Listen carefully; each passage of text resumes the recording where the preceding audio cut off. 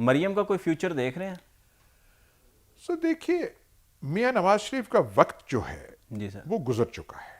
گزر چکا. ہر ایک آدمی کی ریلیونس ہوتی ہے. جی سر.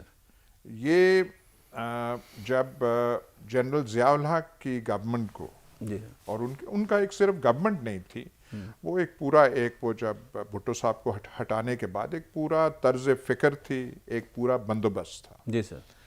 ان کو کوئی چاہیے تھے لوگ پیپلز پارٹی کو جو ان کے سویلین فرنٹ بنے.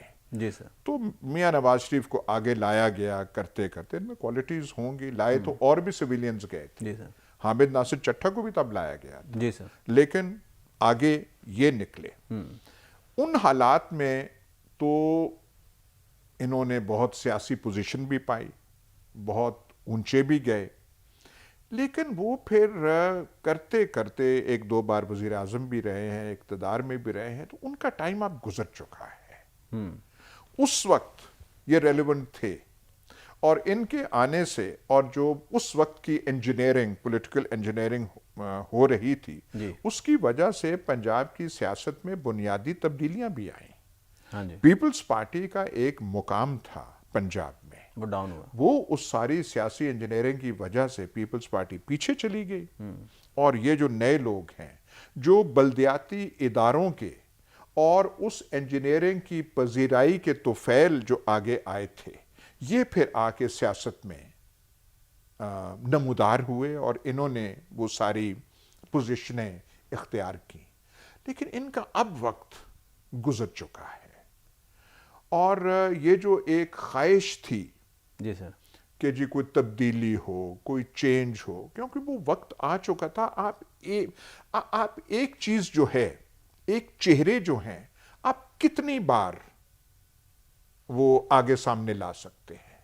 یہ آپ مت بھولیے کہ بہت سارے نوجوان آج کل جو ہیں، جی سر وہ پیدا نہیں ہوئے تھے جب یہ لوگ سیاست میں نہیں آئے تھے، جب یہ مطلب اچھی خاصی مقام پہ پہنچ چکے تھے. بہت سارے لوگ، میرے خیال آپ کی ایج بھی کتنی ہوگی؟ جی سر ایسے ہی ہے سر. تو وہ نہیں آئے. تو اب یہ جو ہے ان سے توقع کرنا کہ اب یہ کچھ تبدیلی پاکستانی حالات میں لا سکتے ہیں، یہ نہیں لا سکتے. ان کے پاس وہ سوچ ان کی پرانی ہے، کیپیسٹی وہ نہیں ہے. ذاتی خوبیاں کسی کی ہیں یا نہیں ہیں وہ بات نہیں ہے، پر کیونکہ آپ سیاست میں کوئی ذاتی دوستی تو تلاش کرنے نہیں جاتے. جی سر. سیاست کا مطلب ہے کہ کون سی طرز حکمرانی جو ہے ایک قوم اور ملک کے لیے بہتر ہو سکے. ہم مسائل کے گرداب میں پھنسے ہوئے ہیں، تو ہم تو بہت نیچے جا چکے ہیں.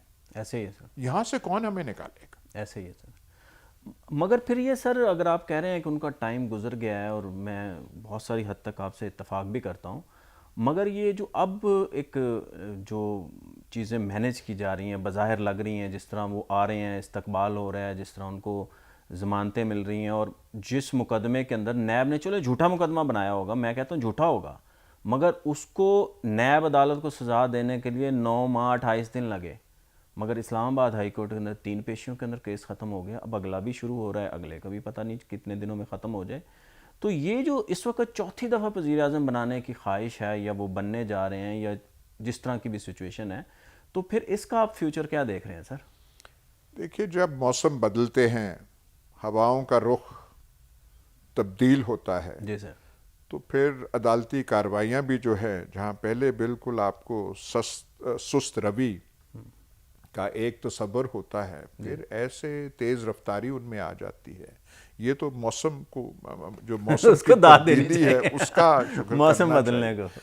اب یہاں پہ دیکھیے، یہ جو جب آپ ایسے چیزیں بناتے ہیں، آرٹیفیشل چیز آپ بناتے ہیں، وہ دیر پا نہیں ہوتی، نہ وہ کسی کام کی ہوتی ہیں.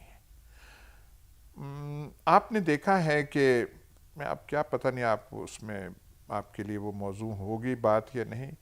نہیں بتائیں سر. قطر میں ہمارے جو سربراہ حکومت ہیں، جی سر. میں پرائم منسٹر کا نام بھی نہیں لیتا، وہ جی گئے ہیں. جس طریقے سے کنگ چارلز کے ساتھ کھڑے ہیں، وہ پتہ نہیں پک آپ نے دیکھی ہے یا نہیں دیکھی. دیکھیے سر. پھر جو اجتماعی فوٹو ہوتی ہے تو وہ آخر میں وہ کھڑے ہیں. اب اس سے ایک پاکستانی ہونے کے ناطے تھوڑی شرمندگی پھر محسوس ہوتی ہے دکھی کہ ہم اپنے ساتھ یہ کیا چیزیں کر رہے ہیں. میں آپ کو ایک حوالہ دیتا ہوں کہ ایک پرانی فوٹو ہے, کہیں آپ دیکھیں یوٹیوب میں آپ کو مل جائے. ذوالفقار علی بھٹو جب فورن منسٹر تھے, پرائم منسٹر نہیں تھے, ایوب فورن صاحب کے منسٹر دور میں, تھے, ایوب خان کے دور میں. ایوب خان کے دور میں. جی سر.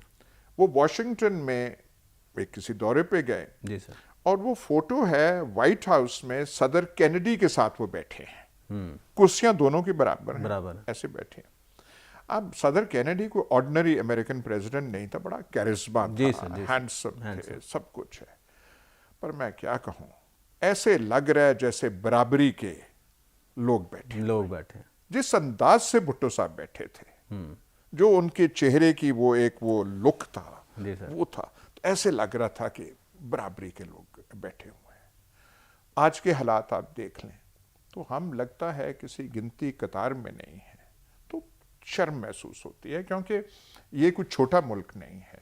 آبادی کے لحاظ سے دیکھ لیں, سن 47 میں جب ہم ایک بطور انڈیپینڈنٹ کنٹری, آزاد تو نہیں ہوئے تھے کیونکہ ہمارا اس سے پہلے وجود نہیں تھا, پر ہم ایک سیپریٹ کنٹری بنے, جی سر, ہمارے وجود میں آئے, تو پورے ایشیا میں صرف 2 جمہوریتیں تھیں, ایک پاکستان, ایک ہندوستان. جی سر.